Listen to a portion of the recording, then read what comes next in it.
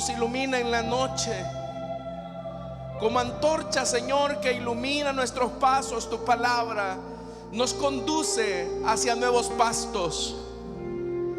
Señor, te damos las gracias porque hasta este momento tú no has perdido ni una batalla. Y por eso tus hijos ponen toda su confianza en ti.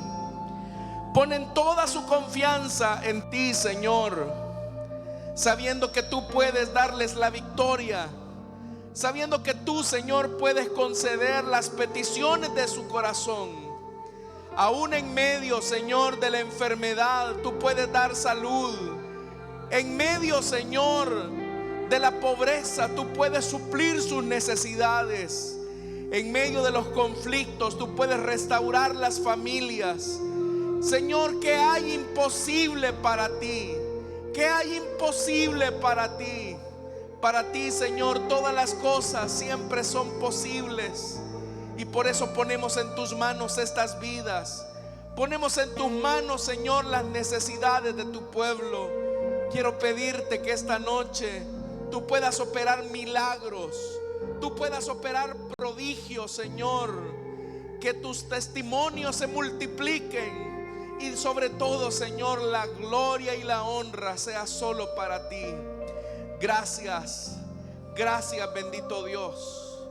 Disponemos nuestro corazón para que nos entregues tu palabra. Disponemos nuestra vida, Señor, para que tu palabra pueda ser sembrada. Preparamos, Señor, también nuestra mente para estar receptivos a tu enseñanza. Capacítanos, Señor, instrúyenos. Que tu Espíritu Santo, que inspiró las Escrituras, nos hable esta noche. Te lo pedimos en el nombre de Jesús. Amén y amén. Gloria al Señor, hermanos. ¿Cuántos pueden dar un fuerte gloria a Dios?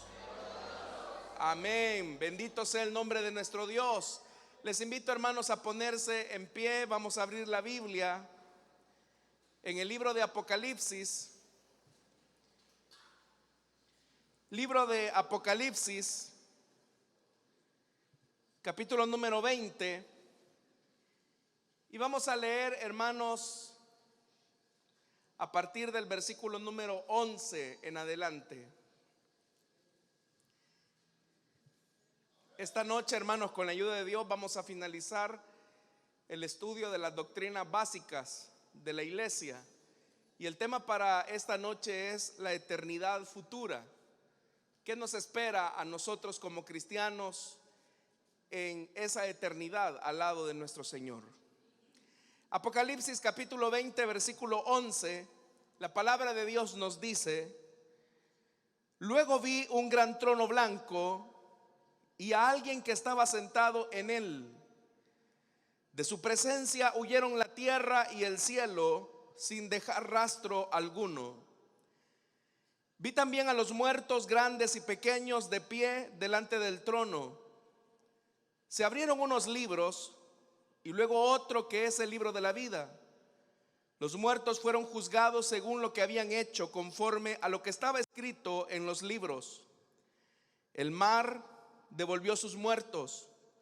La muerte y el infierno devolvieron los suyos, y cada uno fue juzgado según lo que había hecho.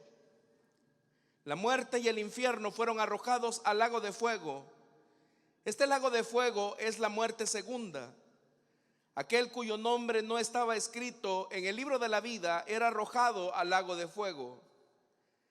Después vi un cielo nuevo y una tierra nueva, porque el primer cielo y la primera tierra habían dejado de existir, lo mismo que el mar. Vi además la ciudad santa, la nueva Jerusalén, que bajaba del cielo procedente de Dios, preparada como una novia hermosamente vestida para su prometido. Oí una potente voz que provenía del trono y decía: aquí entre los seres humanos está la morada de Dios. Él acampará en medio de ellos y ellos serán su pueblo. Dios mismo estará con ellos y será su Dios. Él les enjugará toda lágrima de los ojos. Ya no habrá muerte, ni llanto, ni lamento, ni dolor, porque las primeras cosas han dejado de existir. El que estaba sentado en el trono dijo: yo hago nuevas todas las cosas. Y añadió: escribe, porque estas palabras son verdaderas y dignas de confianza. También me dijo: ya todo está hecho. Yo soy el alfa y la omega, el principio y el fin. Al que tenga sed le daré agua, le daré a beber gratuitamente de la fuente del agua de la vida. El que salga vencedor heredará todo esto, y yo seré su Dios y él será mi hijo. Pero los cobardes, los incrédulos, los abominables, los asesinos, los que cometen inmoralidades sexuales, los que practican artes mágicas, los idólatras y todos los mentirosos recibirán como herencia el lago de fuego y azufre. Esta es la segunda muerte. Amén. Hasta ahí dejamos la lectura, hermanos. Tengan la bondad de sentarse, por favor, esta noche. La semana pasada, hermanos, estuvimos hablando acerca del cierre de lo que se conoce como el reino milenial de Cristo. Decíamos que el reino milenial de Cristo es un periodo de paz, de equilibrio entre la creación y su creador. Y es también, hermanos, un momento en el que participan no solamente los redimidos, que se constituyen ya en ese momento como la esposa del Cordero, sino que también los que lograron sobrevivir al periodo conocido como de gran tribulación. Sin embargo, estos que sobreviven a la gran tribulación comienzan a desarrollar una vida normal, pero bajo un gobierno de justicia, bajo un gobierno de abundancia, bajo un gobierno de rectitud, y estos comienzan también a multiplicarse nuevamente. Tanto los descendientes como algunos que sobreviven a la gran tribulación, lamentablemente al final de este periodo, son engañados por Satanás, que había estado encerrado por el mismo periodo de tiempo, 1000 años. Cuando Satanás sale, vuelve a utilizar la misma estrategia que utilizó cuando engañó a los seres angelicales para que se rebelaran contra Dios. La misma estrategia que utilizó cuando engañó a nuestros padres, Adán y Eva, en el huerto del Edén. La misma estrategia que sigue usando hasta el día de hoy, Satanás la utilizará al final del periodo del reino milenial de Cristo, que es la mentira. Es más, eso fue lo que vimos la semana pasada, que Satanás fue suelto para engañar a las naciones de la tierra. Y un buen número de aquellos que habían gozado de ese periodo de paz, de bonanza, son los que ahora se están rebelando contra el Cordero de Dios. Obviamente que en ese momento se ha descubierto la naturaleza de Satanás, pero también se ha descubierto la naturaleza del hombre no regenerado. Y es que puede sublevarse o puede rebelarse en contra de Dios, a pesar de que Dios les ha concedido un tiempo de paz, de tranquilidad genuina, libre de enfermedades, libre de muerte, libre de corrupción, libre de hambre, un reino ideal que debería de ser permanente. Pero tanto Satanás como los hombres no regenerados, hablo aquellos que no han tenido el milagro del nuevo nacimiento, se rebelan nuevamente contra el Señor. Y es ahí, estimados hermanos, donde lamentablemente para aquellos que se rebelan contra Dios, son los que al final del tiempo son juzgados por el Señor. Y dice la Biblia que en ese momento, cuando se cierra ese periodo de los 1000 años, finalmente se va a producir el juicio final o el día del juicio. La Biblia también lo reconoce como el juicio del gran trono blanco.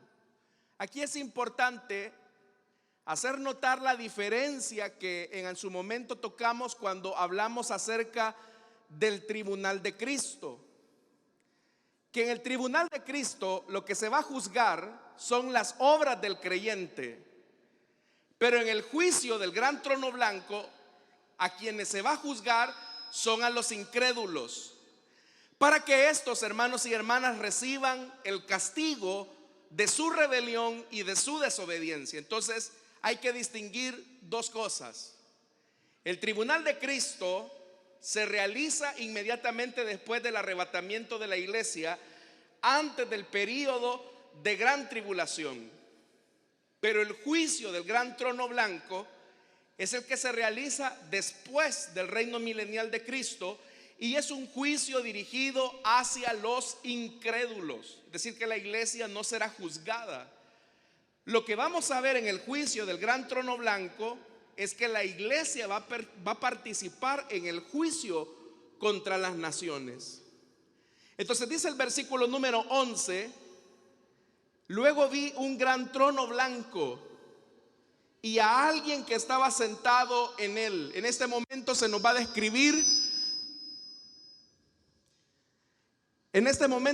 describir al juez que va a llevar a cabo el juicio hacia Dios, hacia la humanidad. Y obviamente que el que se va a sentar ahí en ese gran trono blanco es el Señor, hermanos y hermanas. Entonces dice el verso 11: luego vi un gran trono blanco y a alguien que estaba sentado en él. De su presencia, dice, huyeron la tierra y el cielo sin dejar rastro alguno. Al leer esta frase del versículo 11, esto significa que la tierra, todo lo que conocemos, será destruido completamente. Hay dos formas de entenderlo. Para ser muy honestos, este pasaje se puede entender de dos formas. La primera, que Dios renueva la tierra y el cielo, lo transforma, así como usted y yo.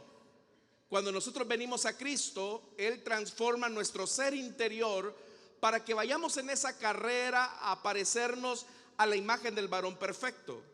Pero usted puede notar que el Señor no nos destruye para crear algo nuevo, sino que de nosotros mismos toma nuestras partes rotas para comenzar a crear algo nuevo.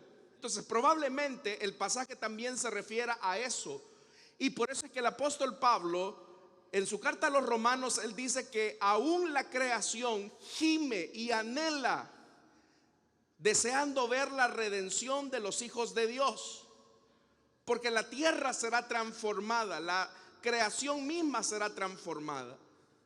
Entonces, lo que hace el Señor al final del reino milenial de Cristo es crear un espacio donde las personas serán juzgadas. Esa dimensión, hermanos, no es terrestre, porque dice el versículo 11 que de su presencia huyeron la tierra y el cielo sin dejar rastro alguno. Entonces lo que se va a producir acá, que es el juicio, es en un espacio, en una dimensión que no es la tierra, pero que tampoco es el cielo. ¿Cómo es esto? Ni me lo pregunte, porque es algo que solo Dios puede hacer. Pero lo que sí es cierto es que habrá una dimensión, un espacio en donde Dios levantará su trono de juicio para juzgar a las naciones.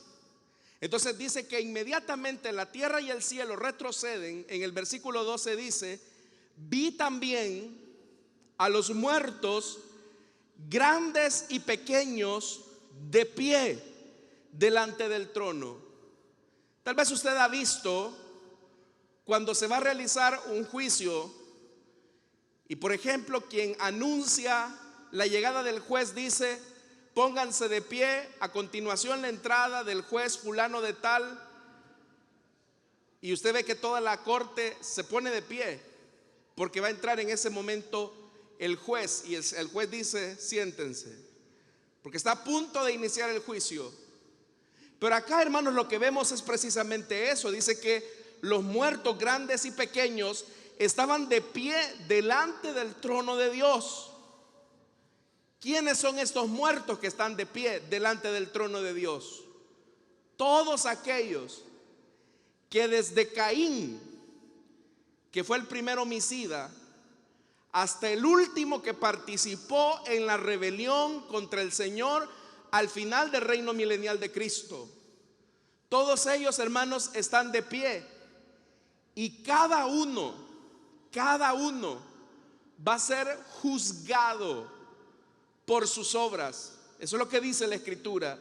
Y dice: se abrieron unos libros y luego otro, que es el libro de la vida. Note que al hablar acerca de las obras se habla en plural, los libros. Eso es lo que dice la Escritura: se abrieron unos libros, está en plural. Pero dice que también se abrió un libro de la vida, o el libro de la vida, y esto es en singular. Entonces, ¿qué es lo que se va a hacer en ese juicio? Todos los que están de pie delante del gran trono blanco van a ser condenados. Lo que el Señor hará en este juicio es dictaminar el nivel de castigo que cada una de esas personas merece. Entonces, ¿cuáles son las condiciones que van a permitir que los seres humanos reciban su justa medida de castigo? Bueno, dice la parte final del verso 12: los muertos fueron juzgados según lo que habían hecho, conforme a lo que estaba escrito en los libros. El Señor recuerda absolutamente todo de nosotros. El Señor sabe las palabras que hemos dicho. El Señor sabe los pensamientos que hemos tenido. El Señor sabe las motivaciones que hemos tenido. El Señor sabe lo que hemos hecho en oculto, lo que hemos hecho delante de los hombres. Él lo sabe todo. Si yo le preguntara a usted, ¿usted se recuerda de todo lo que ha hecho? Seguramente no podría ni mencionar ni 3 cosas que hizo este día. De cosas pequeñas que pasan desapercibidas, pero para Dios no. Porque la justicia de Dios es una característica que describe la santidad perfecta de nuestro Señor. Entonces no es que Dios, hermanos, se haga de la vista gorda con la maldad de los hombres. Todo esto va siendo anotado. Y de repente el niño de 4 años le dijo una mentira a la mamá, anotado en el libro de las obras.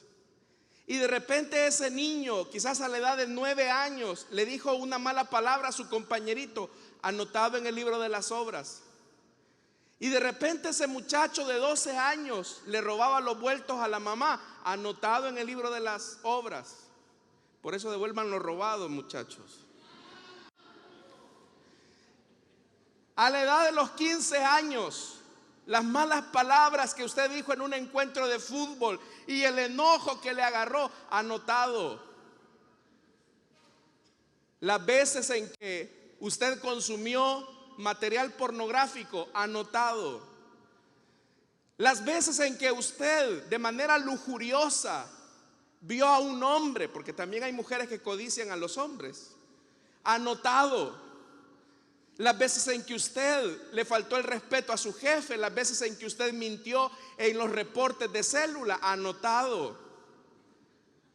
Las veces en que usted vino a hacer las cosas de mala gana, anotado, anotado, anotado, anotado, anotado, todo anotado. A Dios no se le escapa nada. Nosotros, hermanos, podemos pensar que a Dios lo vamos a engañar, lo vamos a burlar. Por eso la Biblia nos dice: no os engañéis, Dios no puede ser burlado.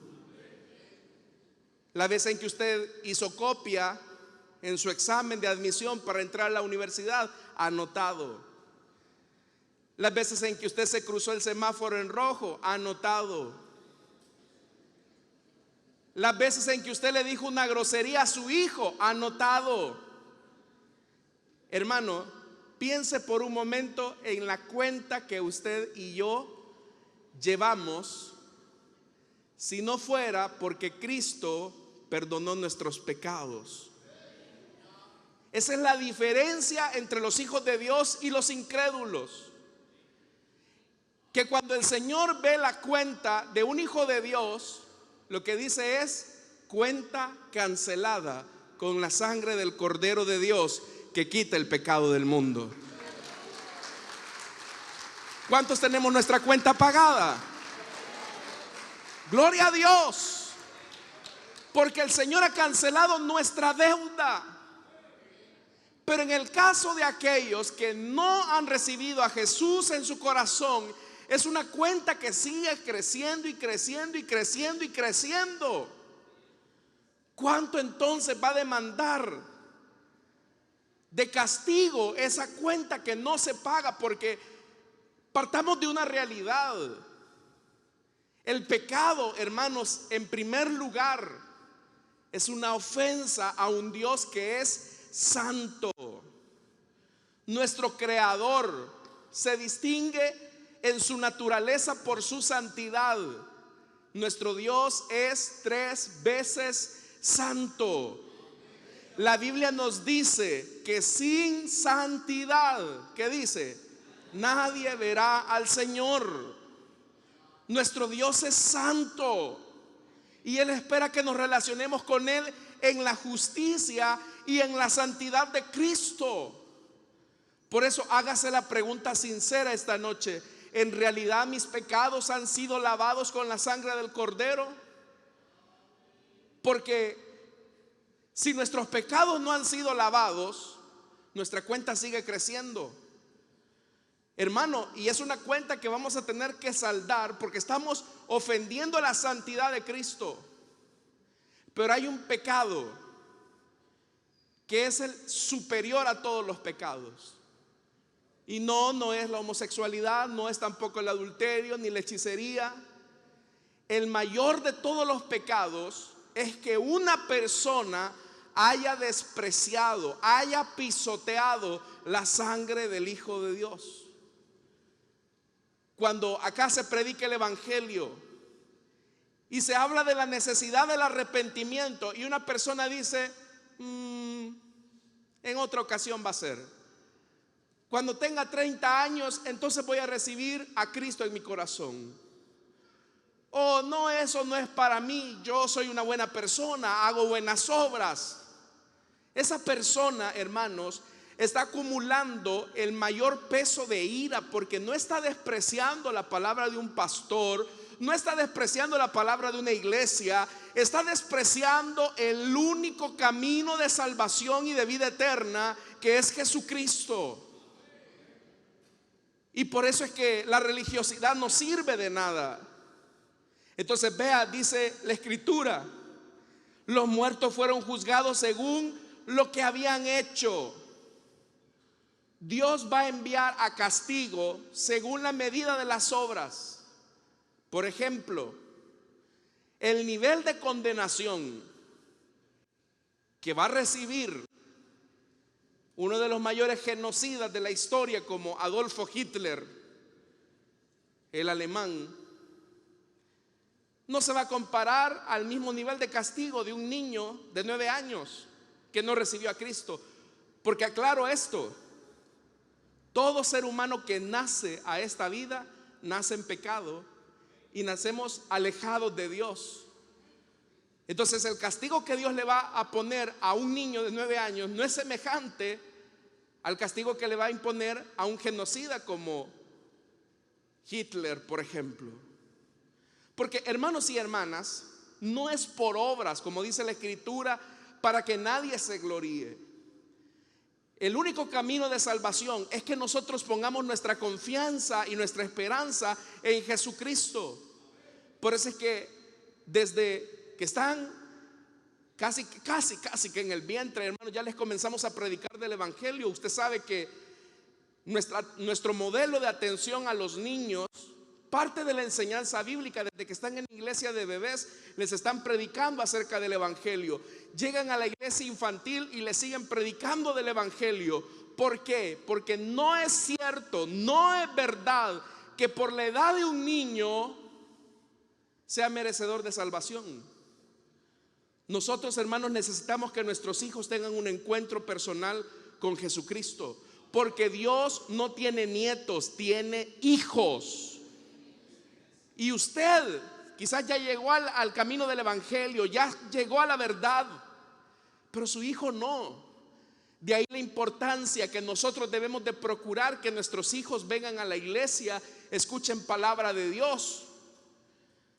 A mí me sorprende en muchas ocasiones darme cuenta de padres que vienen solo a la iglesia y de repente quizás el niño le dice: papá, hoy no voy a ir a la iglesia, es que es muy aburrido. Y viene el papá y quizás le dice: vaya hijo, quédate viendo la televisión. Mire quién está discipulando a su hijo. El internet, las modas de este mundo.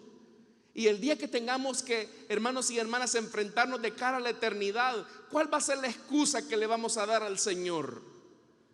Cuando en nosotros tuvimos la posibilidad de conducir a nuestros hijos hacia el camino de la verdad. Probablemente muchos difieran conmigo en lo que le voy a decir, y perdónenme si sueno muy anticuado con lo que voy a mencionarle, pero mientras su hijo o su hija viva bajo su techo y coma en su mesa, es su deber acompañarlo a usted a la iglesia. Yo sabía que no iba a tener muchos amenes, porque a esta hora, como había un comercial hace algunos años que decía: son las 10 de la noche, ¿dónde están tus hijos?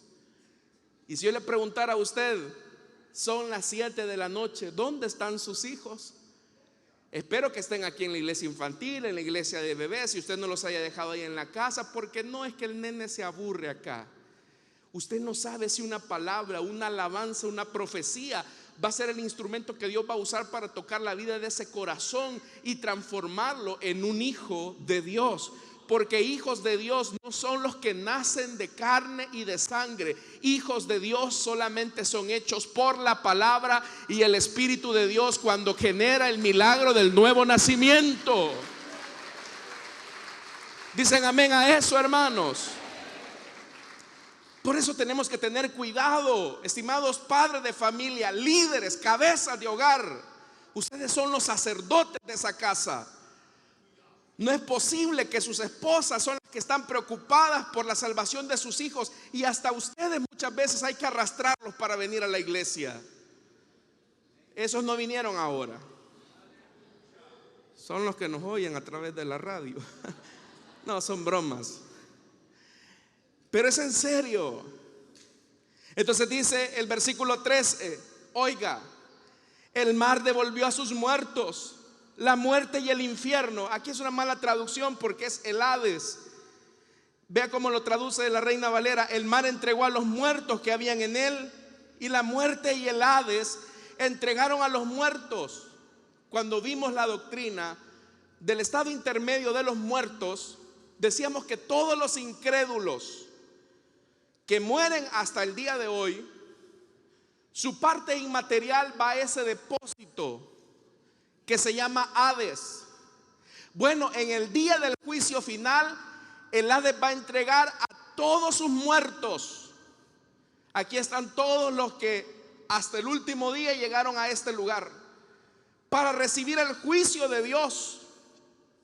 Entonces dice, verso 14: la muerte y el Hades fueron lanzados al lago de fuego. Pareciera ser como que si la muerte y el Hades fueran personas, porque dice el verso 14: fueron lanzados al lago de fuego. Hace algunos días, y esto es algo que he escuchado en muchos testimonios de personas que sin Cristo han muerto o han estado al borde de la muerte y regresan. Y la experiencia de muchos de ellos es que perciben una presencia maligna en el momento en que están a punto de morir.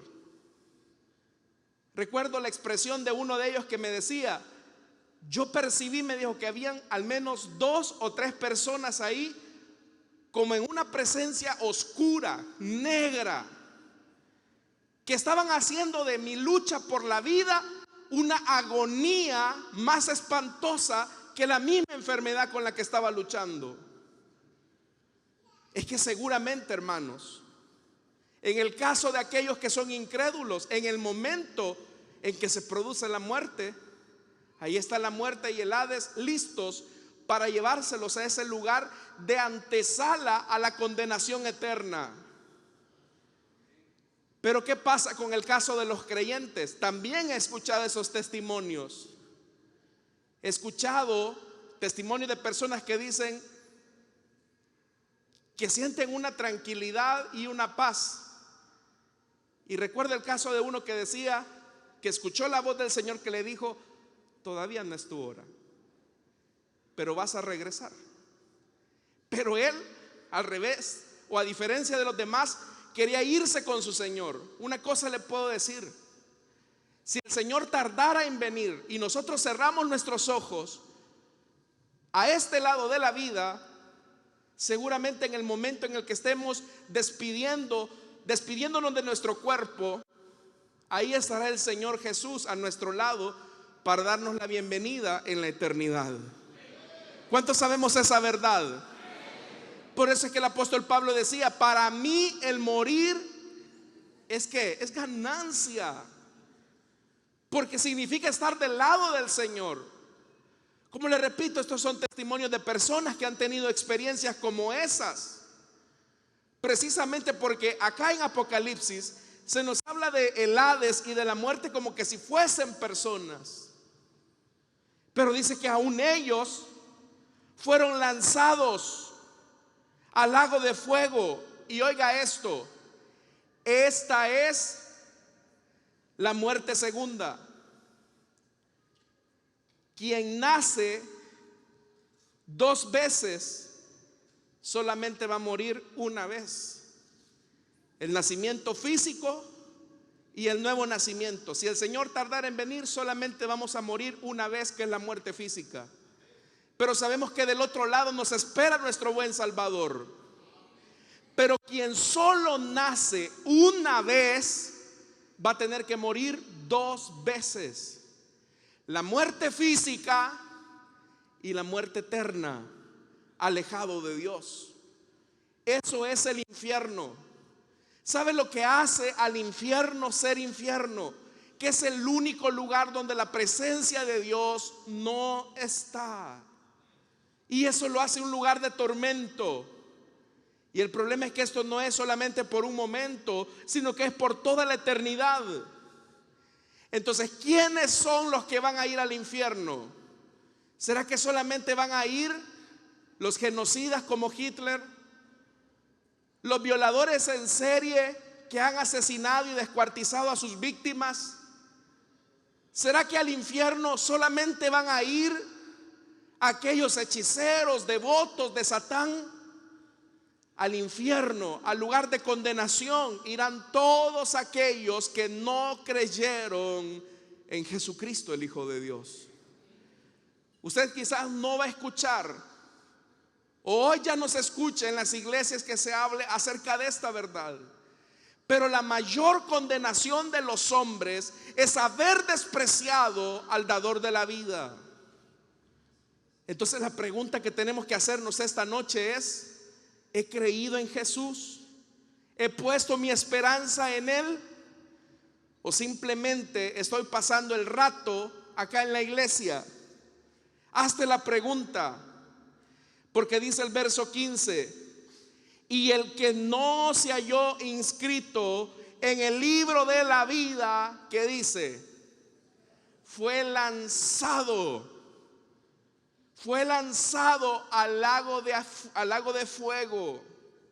Entonces, hermanos y hermanas, en la Biblia el lago de fuego es descrito como el infierno, es descrito como el horno de fuego, es descrito como eterna perdición, como tinieblas eternas, como muerte segunda. Todos aquellos que pasen por el juicio del gran trono blanco van a ir a parar a la condenación eterna, al lago de fuego. Y ahí, hermanos, no hay vuelta atrás. Actualmente, como yo se los he dicho, en el infierno no hay nadie. Es un espacio, una dimensión del que no sabemos su ubicación, pero es un lugar de tormento. Es un lugar, hermanos, donde vamos a recordar, o bueno, van a recordar aquellos incrédulos todas las veces que despreciaron la oportunidad de creer en Jesucristo. Todas aquellas veces en que sintonizaron la radio y por casualidad iban escuchando una predicación. Todas las veces que quizás vieron en una valla publicitaria: Jesucristo es el camino, la verdad y la vida, y pasaron por alto. Las veces que despreciaron una invitación a venir a la iglesia, las veces que despreciaron de asistir a la célula, todas esas personas van a recordar en el infierno por la eternidad las veces en que tuvieron la oportunidad de creer en Jesucristo. Y usted me dirá: hermano, pero yo soy buena gente, no le hago daño a nadie, yo no mato, yo no robo, yo trato la manera de hacerle bien a las personas.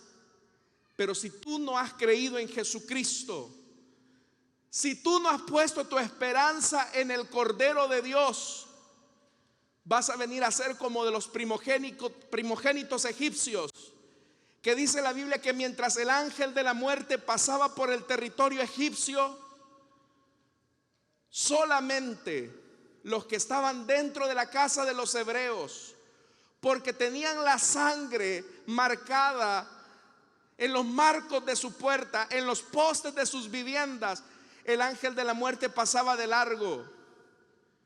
Eso simboliza, hermanos, la sangre del Cordero de Dios, porque aquellos que estamos en Jesucristo, el maligno no nos toca, porque somos propiedad de aquel que murió por nosotros en la cruz del Calvario. Pero aquellos que conscientemente rechazaron al Hijo de Dios van a sufrir la peor de sus pérdidas. Y delante de Dios no habrá excusas que valga. Tal vez más de alguno va a llegar al gran trono blanco diciendo: Señor, es que mira, a fuerza de ser sincero, habían más malos testimonios en la iglesia y por eso yo no creí. Señores, que a fuerza de ser sinceros es que había mucho pecado en la iglesia y por eso yo no creí. Delante de Dios no habrán excusas que valgan. Cada uno de nosotros somos responsables delante de Dios. Y por eso es que el Señor dice que aquellos que no fueron hallados en el libro de la vida, y yo se los he dicho en otras ocasiones, en las ciudades antiguas, cuando una persona nacía, su nombre era anotado en el libro de la vida, que era el libro de la ciudad, que se conocía como el libro de los vivos. Entonces venía al mundo un niño o una niña y ahí se notaba el nombre. Era como el registro civil de estas ciudades. Cuando esa persona moría, se borraba del libro de la vida y se anotaba su nombre en el libro de los muertos, porque había dejado de existir. Era una costumbre más que todo en los territorios dominados por el imperio griego, donde se tenía esta práctica. Obviamente, hermanos, que cuando acá se habla de un libro de la vida, no se imagine usted un gran libro en el cielo. Es una manera simbólica de decir: quien no haya sido encontrado en la mente y en el corazón de Dios va a ser lanzado al lago de fuego. Entonces, estar en el libro de la vida es que nuestro nombre esté en la mente y en el corazón de Dios. Por eso es que hay una gran diferencia en que yo hable de Dios y que trate la manera de alardear que tengo una relación con Él, y otra cosa muy diferente es que Dios me conozca. Yo, hermano, puedo hablar del presidente, puedo decir el presidente aquí, el presidente allá, el presidente, y porque hablo del presidente, eso no dice que yo me relaciono con él, porque seguramente si le preguntan a él acerca de mí, él no sabrá nada, no sabrá ni quién soy yo. Lo mismo ocurre en muchas iglesias. Hay gente que habla de un Dios que no conoce.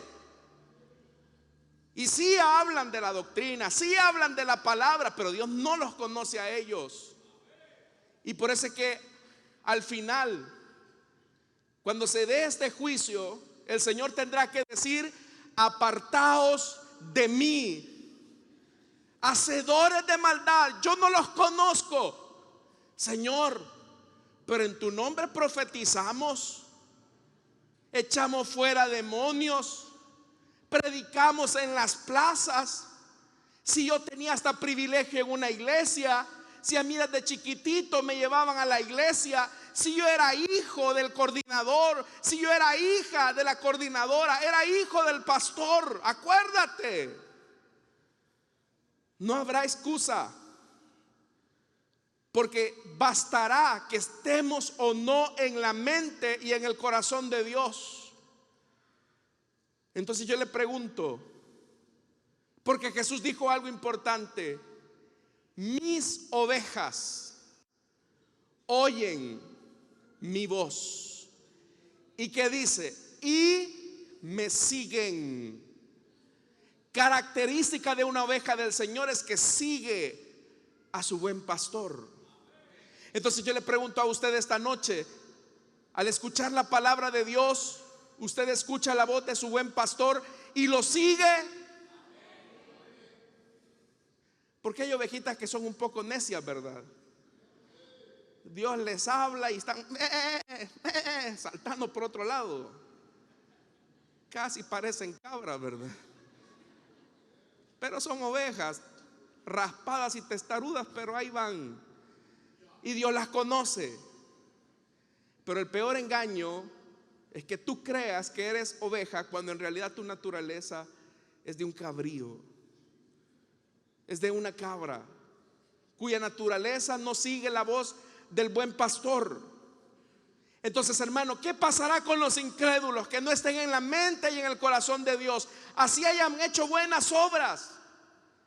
La eternidad que les espera a ellos es una eternidad donde serán atormentados. ¿Y en qué consistirá ese tormento? Bueno, en primer lugar, el tormento de haber rechazado a Jesús y del todo lo malo que hicieron. Por eso, hermanos, es importante que nosotros entendamos eso. Hermano, pero al estar sometido al fuego, la materia se va a descomponer. El Señor les dará un cuerpo no glorificado, sino un cuerpo que sufrirá el tormento por la eternidad. No es cierto eso de que existe un purgatorio. No es cierto que exista un punto intermedio donde las personas puedan revertir la decisión que se ha establecido para los hombres. No es verdad. Aún la misma Iglesia Católica ya descartó su enseñanza del purgatorio, y hay católicos que siguen creyendo eso. Por eso es que les hacen los 9 días. Y ya la Iglesia Católica, la misma Iglesia Católica descartó eso como una enseñanza del medioevo. Pero hay gente que sigue creyendo eso. O hay gente que también dice: no, yo sé que en el día del gran juicio yo me le voy a hincar a Dios y le voy a decir: Señor, perdóname, es verdad, tenías razón. Si es que yo era cabeza dura, era necio, perdóname. Y yo voy a llorar y le voy a dar una gran llorada a Dios, y yo sé que le voy a mover el corazón a Dios. Dios no se va a mover por emociones como los seres humanos. Dios se va a mover por principios.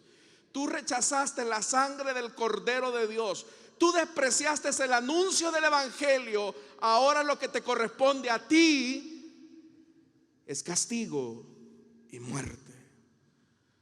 Nosotros, hermanos, tenemos la gran bendición que al haber creído en Jesucristo, nuestra deuda ha sido pagada.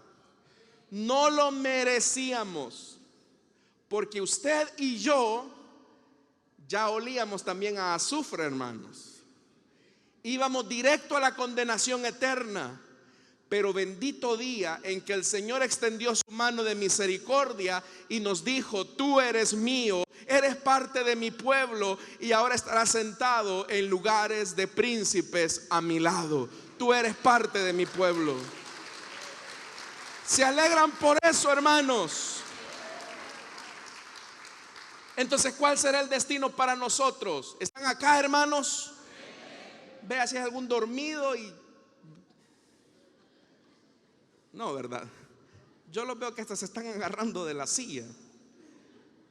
Bueno, cuando Jonathan Edwards predicaba su famoso sermón, Pecadores en manos de un Dios airado, dice, cuentan los que escuchaban ese mensaje que hasta se agarraban de la silla porque sentían que el infierno se abría debajo de sus pies. Yo le pregunto algo: si el Señor viniera hoy mismo, ¿cuántos se van con Él? No, de verdad, ¿cuántos nos vamos con Él? Si usted no tiene seguridad de su salvación, este es el día para que crea en Jesucristo y sus pecados sean perdonados. ¿Cuál es el destino de los que hemos creído en Jesús? Vea lo que dice el capítulo 21. Después de qué? Después de haber lanzado a todos los impíos al lago de fuego. Después vi un cielo nuevo y una tierra nueva, porque el primer cielo y la primera tierra habían dejado de existir, lo mismo que el mar. Vi además la ciudad santa, la nueva Jerusalén. Aquí está hablando de la iglesia, que bajaba del cielo procedente de Dios, preparada como una novia hermosamente vestida para su prometido. Oí una potente voz que provenía del trono y decía: aquí, entre los seres humanos, está la morada de Dios. Él acampará en medio de ellos y ellos serán su pueblo. Dios mismo estará con ellos y será su Dios. ¿Se imagina la bendición de ver cara a cara a aquel que murió por nosotros en la cruz? ¿Se imagina lo que significará poder ver sus brazos, sus manos horadados por los clavos, su costado traspasado por la lanza, y que nos diga: bienvenido a casa, hijo, este es tu lugar, te estaba esperando? Ahí, hermanos, vamos a conocer a Pablo, a David, a Moisés, a los apóstoles. Vamos a ver a los grandes hombres de Dios que a lo largo de la historia honrosamente levantaron el estandarte de la fe. Pero sabe, por encima de estos hombres de Dios a quienes vamos a ver cara a cara, con un cuerpo transformado, por encima de que nos vamos a reencontrar con nuestros familiares que creyeron en Jesús pero que murieron, la belleza del cielo será poder contemplar cara a cara el rostro de nuestro Dios. Yo no sé si usted se alegra por eso. Yo esperaba un fuerte amén por eso, hermano. Ver cara a cara al Señor. Por eso es que hay muchos cantos muy famosos que hablan acerca de eso. Solamente una palabra, si es que aún me queda alguna, y si llego a articularla en tu presencia. Todo eso, hermanos, que habla de ver al Señor cara a cara y contemplar su belleza. Eso es lo que dice ese versículo. ¿Y cuál va a ser nuestra reacción al ver al Maestro? ¿Vamos a llorar? Yo no sé cuántos han llorado alguna vez ante la presencia del Señor, hermano. ¿Sabe que los incrédulos a veces no nos entienden? Porque dicen: oye, este que está llorando. Bueno, hay gente que cuando viene a la iglesia a estar con los ojos abiertos, viene, ¿verdad? No ora, no canta, no adora. Están como una piedra ahí, no se mueven, impávidos. Hermanos, cuando estemos en la eternidad con nuestro Señor, Nuestras lágrimas comenzarán a rodar sobre nuestras mejillas, impactados por la hermosura de aquel que es señalado entre 10,000. Vamos a ver cara a cara a nuestro Señor. Y usted va a tener una sensación que usted no merece estar ahí. Una sensación de indignidad, de sentirnos indignos. Y cuando nuestras lágrimas comiencen a rodar, el Señor, mira qué ternura lo que dice el verso 4. Él les enjugará, ¿qué dice? Toda lágrima de los ojos. Él nos dirá: hijo, es cierto que tú no merecías estar en este lugar, pero por eso yo morí por ti en la cruz. Por eso es que mi sangre ha limpiado tus pecados.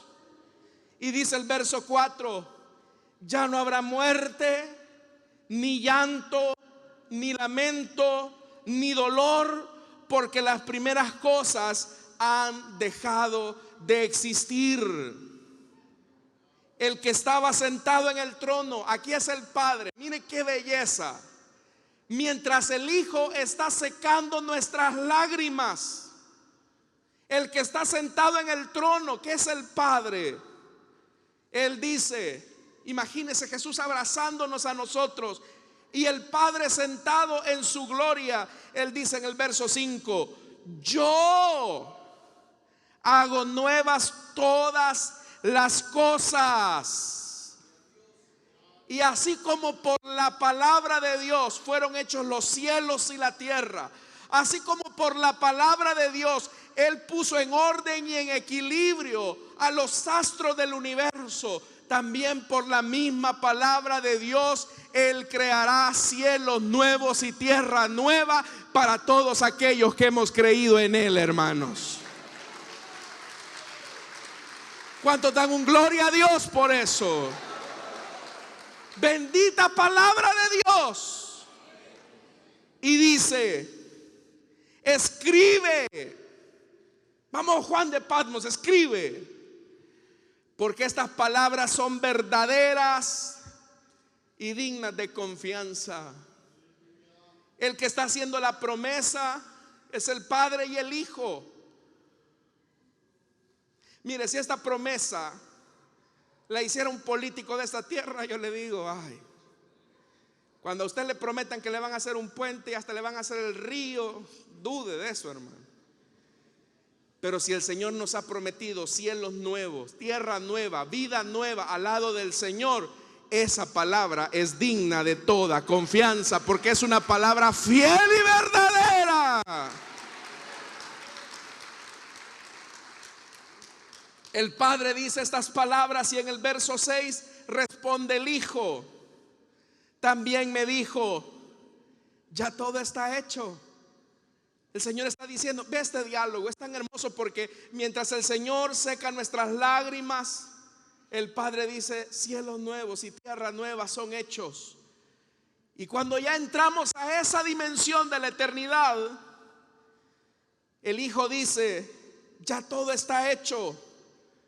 Yo soy el alfa y la omega, que es la primera letra del alfabeto griego y la última, como queriendo decir, yo estoy antes de las cosas y en el fin de las cosas, el principio y el fin.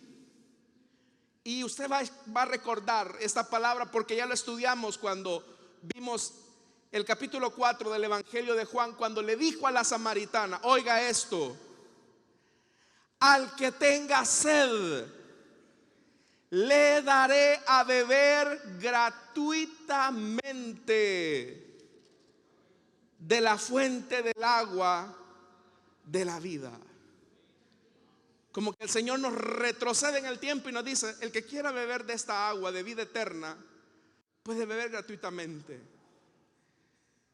Por eso es que el Señor Jesús le dijo a la mujer samaritana, mujer, si supieras quién es el que te pide, dame de beber, serías tú la que le pedirías a él del agua que él ofrece. Todos sabemos que el agua de vida eterna es la presencia de Dios en el creyente. Él quiere venir a vivir, a habitar en medio de nosotros. Pero Él no obliga a nadie.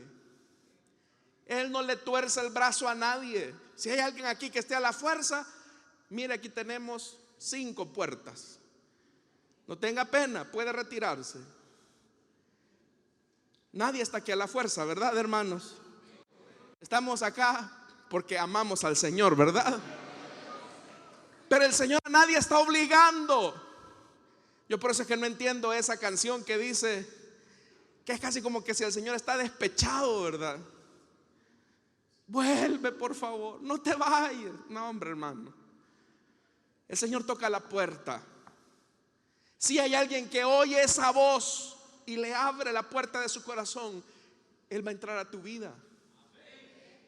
Y puedes estar seguro que si le abres tu vida a Jesús de este lado de la tierra, vas a vivir con Él por la eternidad. Pero si tú lo desprecias, le cierras la puerta, te estarás cerrando la puerta por la eternidad. Porque tu decisión la tomas de este lado de la eternidad. No hay vuelta atrás. Por eso dice el verso 7: el que salga vencedor. ¿Y cómo es que vamos a salir vencedores de la muerte y del pecado? Si te aferras al sacrificio de Cristo. Porque Jesús fue a la muerte, pero resucitó al tercer día, hermanos y hermanas. Él ganó esa batalla por nosotros. El que salga vencedor heredará todo esto. Y yo seré su Dios. Y Él será mi hijo. Entonces, si te aferras al sacrificio de Cristo, que venció la muerte y el pecado, eres hijo de Dios. Pero mire, terminamos esto que dice en el verso 8. Pero los cobardes, ¿quiénes son los cobardes? Los que tienen miedo. La cobardía aquí en la Biblia son personas, es que si recibo a Cristo voy a perder a mi compadre. Es que si recibo a Cristo me va a dejar la fulana. Es que si recibo a Cristo mis cherros de la huya no me van a hablar. Bueno, si tú prefieres a esos vagos, si tú prefieres esa bola de inútiles en vez que al Señor, eres un cobarde. Porque sabes algo, por seguir a Cristo, bien vale la pena dejar todo ese tipo de cosas. Amén, hermanos. Bien vale la pena. Dice los cobardes, los incrédulos. No, es que yo tengo que ver a Dios. Yo tengo que ver un milagro. Es que si me sana a fulanito, entonces yo voy a creer. No, es que si se me aparece el ángel, por incrédulo también vas fuera. Los abominables. Está hablando, hermano, de aquellas personas que practican todo tipo de actos sexuales abominables. Personas que se meten con niños, personas que se meten con personas de su mismo sexo, personas que se meten con animales, personas que se meten con muertos. Los asesinos, los que cometen inmoralidades sexuales, se vuelve a repetir acá, pero aquí están los fornicarios. Los que dicen, no, si solo fue una prueba de amor, no, si solo tenemos una aventura con porque este sí es mi media naranja, la otra ya no. Por adúltero también vas al infierno.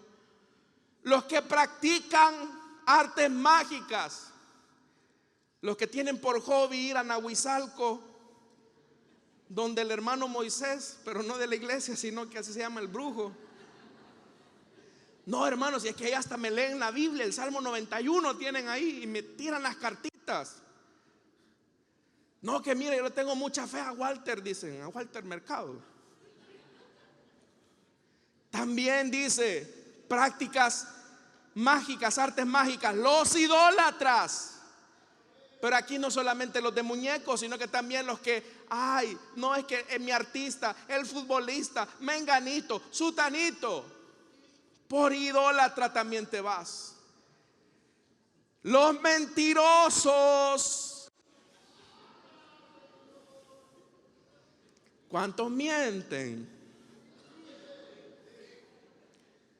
Porque el padre de toda mentira, ¿quién es, hermanos? Usted ya no ande mintiendo. Diga la verdad. No, usted ya no miente, en verdad, hermano.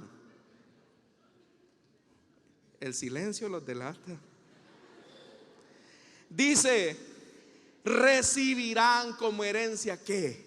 Mire la herencia que le va a tocar por rechazar a Jesús, por endurecer su corazón. ¿Cuál va a ser la herencia?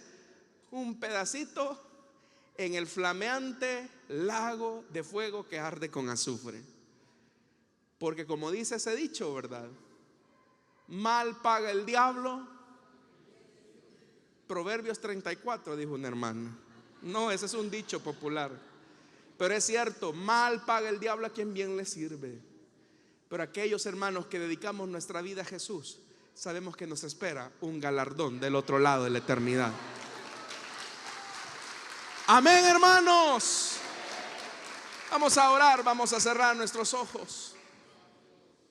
Teniendo nuestros ojos cerrados y nuestro rostro inclinado, rápidamente quiero hacer una invitación para aquellas personas que desean entregarle su vida a Jesús esta noche, que no tienen seguridad de su salvación. Le invito para que en el lugar donde está se pueda poner en pie. Ahí habrá un hermano diácono, una hermana diaconisa que va a orar por usted. Si usted no tiene seguridad de su salvación, solamente necesita creer en Jesús, confesarlo como Señor y Salvador. ¿Habrá alguien esta noche que desee entregarle su vida al Señor? O si hay alguien también que desea reconciliarse, puede ponerse en pie. No puedo extender mucho este llamado porque el tiempo siempre es nuestro peor enemigo. Y la eternidad ya está definida. Los que creen tienen vida eterna.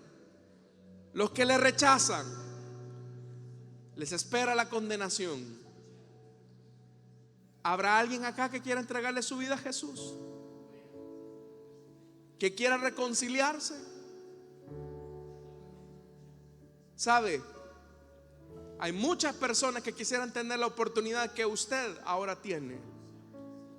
Por eso es que la Biblia dice: si oyes hoy su voz, no endurezcáis vuestro corazón. Hoy puedes recibir el perdón de Dios. Solamente de que tú decidas y digas: yo quiero a Jesús como mi Señor, yo quiero a Jesús como mi Salvador. Y verás cómo el Señor limpia tus pecados. Así que esta noche, ¿habrá alguien que quiera entregarle su vida a Jesús? Póngase en pie.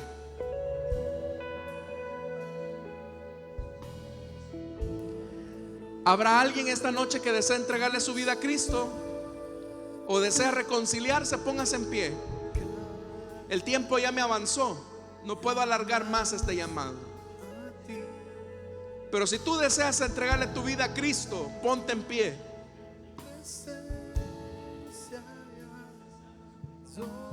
La Biblia dice que si confesamos con nuestra boca que Jesús es el Señor, hemos de recibir como herencia esa salvación eterna. ¿Habrá alguien esta noche que desea entregarle su vida a Jesús?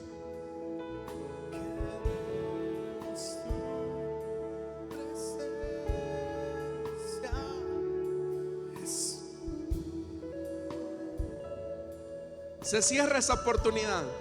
¿Habrá alguien esta noche?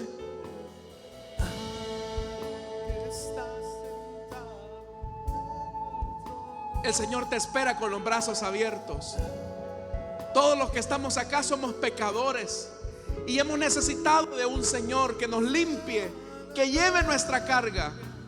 Nosotros iremos a la eternidad con Jesús no por buena gente, sino porque Él limpió nuestros pecados, porque Él se presentó como sacrificio vivo delante del Padre y resucitó al tercer día, siendo la garantía de nuestra salvación. Así que si tú dices que yo he sido muy malo, muy mala, no importa. No hay pecado que la sangre del Cordero no pueda limpiar. Voy a orar, pero si en lo que estoy orando hay alguien que desea pasar, hágalo, porque no sabemos el día ni la hora en que el Señor vendrá. Y esa puerta que hoy está abierta se cerrará. Padre que estás en los cielos, gracias, Señor, por derramar tu sangre en la cruz. Gracias por limpiarnos de todo pecado. A ti sea la gloria, Señor, hoy y siempre. Gracias por habernos arrebatado del día del juicio, del día, Señor, en que los incrédulos tendrán que comparecer ante ti. Gracias, Señor, porque extendiste tu mano de misericordia y nos arrebataste. Gracias, Señor, porque tu misericordia es para siempre. Te damos a ti la gloria hoy y siempre, en el nombre de Jesús. Amén y amén. Demos fuertes ofrenda de palmas al que hizo posible nuestra salvación, hermanos. Amén. Hermanos, vamos a orar en esta ocasión, pero lo vamos a hacer por nuestras ofrendas y nuestros diezmos.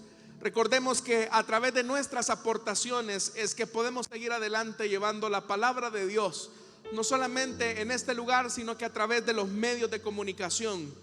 Que Dios entonces bendiga a cada uno que se dispone para sembrar en la obra de Dios. Padre, bendice a tu pueblo que con sencillez y humildad, pero con mucha gratitud, ofrendan para que tu obra siga creciendo aquí en la tierra.